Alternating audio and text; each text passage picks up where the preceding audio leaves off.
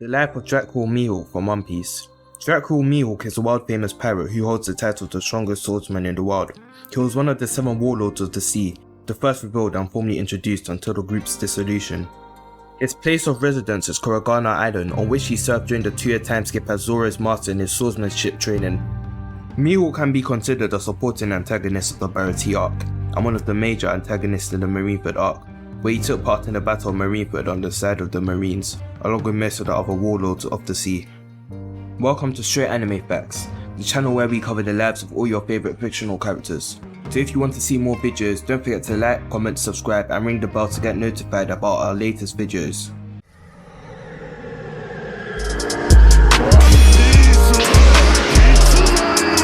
Whole lot of red, one shot to the head, nigga dead.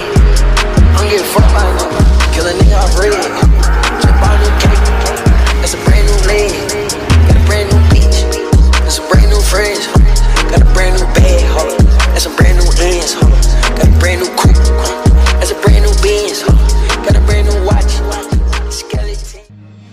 History. Mihawk became famous even before the start of the Great Pirate Age 24 years ago. He challenged increasingly powerful opponents until no one could challenge him, thus earning him the title of the world's strongest swordsman. He attended Goldie Roger's execution, and sometime after Roger's death he joined the ranks of the Seven Warlords of the sea. Mihawk once saw a strong rival in Shanks. Their battles were said to shake the whole of the Grand Line, and Mihawk often sought Shanks out for duels. After Shanks lost his arm 12 years ago, Mihawk ceased seeking him out for duels. However, they remained on good terms, with Shanks telling Mihawk about a unique boy he met. Mihawk had been responsible for single-handedly destroying Don Krieg's entire fleet, excluding Krieg's flagship, during Krieg's failed attempt at entering and conquering the Grand Line. The destruction of Krieg's fleet drove the pirate from the Grand Line. He then followed Don Krieg to the Baratie Arc. When the Krieg pirates docked their flagship at the Baratie, Mihawk shortly caught up to them and cut their flagship in 3 places. One of the Krieg pirates shot him with 2 flint knocks, but Mihawk deflected the bullets with Yoru. He was then confronted by Zoro, who challenged him to a duel. Mihawk did not think much of Zoro, and said he could display the difference in strength between them without crossing blades. Zoro did not back down, and Mihawk pulled out his Kogatana to duel the East Blue swordsman, noting he did not have a smaller sword. Zoro charged, and Mihawk easily blocked all 3 of his swords with Kogatana. He fended off Zoro's wild sword slashes, and wondered what Zoro's purpose was as he repelled the pirate. Zoro then unleashed an attack, but Mihawk stabbed him in the chest before Zoro's swords could reach him. Mihawk asked why Zoro did not step back, and Zoro replied that he wished to fulfill an oath he made and wished to die otherwise. Out of respect for Zoro's passion, Mihawk decided to end the battle with Yoru.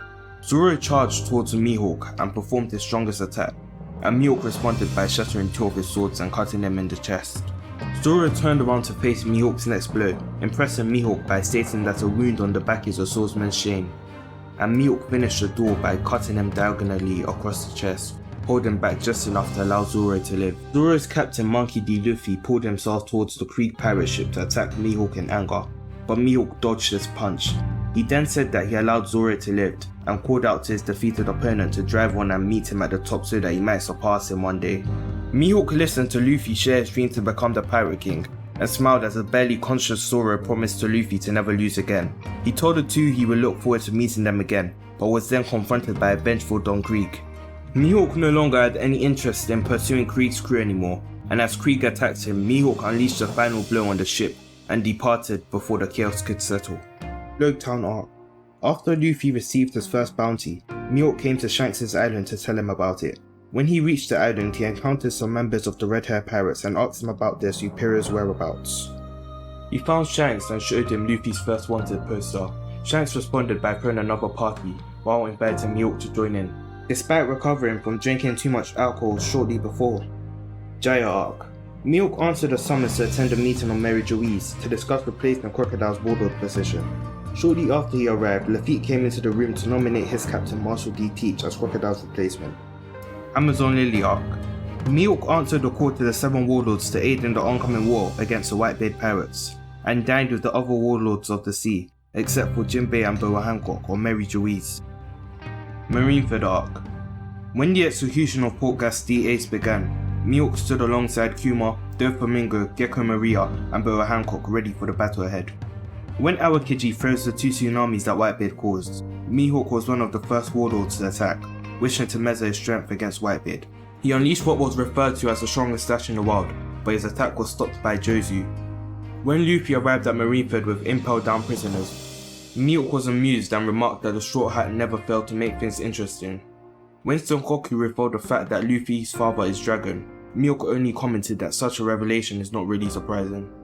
When Luffy managed to break through the horde of fighting men, Mihawk met him head on, not intending to hold back despite Luffy's connection to Shanks.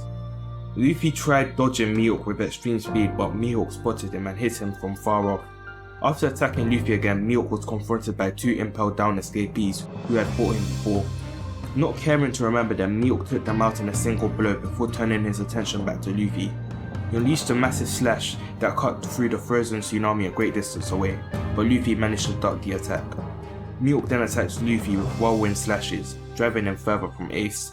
However, his blade suddenly sliced the body of the pirate Buggy after Luffy pulled him down to act as a shield. Buggy was thrown at Mihawk, who cut him into tiny pieces. Thanks to his devil fruit, Buggy was alive and attacked Mihawk with an explosive Buggy ball, but Mihawk deflected it back at him. Luffy managed to run far away from Mihawk, but before the swordsman could continue the fight, he was suddenly met by a vista of the Whitebeard pirates. And as he looked at Luffy, he reflected that the Straw Hat's ability to gain allies was his most dangerous strength. After the army of Pacifista appeared, Mihawk commented to Vista that it was time to finish the battle, while the latter stated they both had a point in their favour. After Whitebeard got stabbed by Squad, Mihawk was the only one to ignore the event and did not even gaze at him. He later fought in the Ores Plaza after the pirates managed to get through the siege wall. When Luffy and Ivankov tried to reach Ace, Mihawk again arrived to stop them, but he was stopped by Das Bones. He easily defeated Das Bones, but Crocodile intervened and engaged in combat with Mihawk. After this clash, Mihawk witnessed Whitebeard die standing up alongside Gecko Maria. When Shanks arrived to end the war, Mihawk immediately departed, saying he had agreed to help fight Whitebeard but not Shanks. Post-war arc. Mihawk returned to his home on Kuraigana Island, where he encountered Zoro and Perona, who had come to the island in his absence. After telling Zoro about what happened to Luffy at Marineford, he gave Zoro a boat to depart from the island.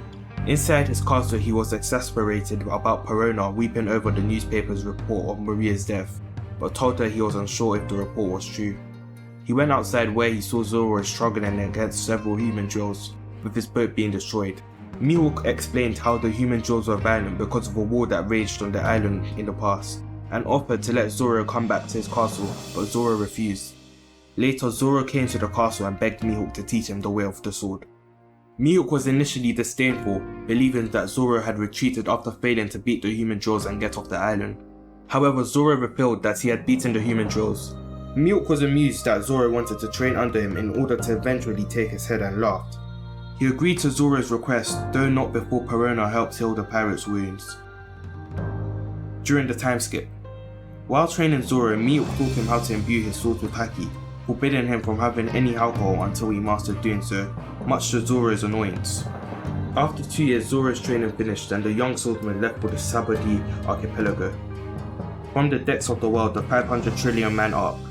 After the events at Dressrosa, Mihawk and Perona read the news of the Straw Hat's news bounties, whilst still in the land of Kuraigana Island with the human drills. Wano Country Arc.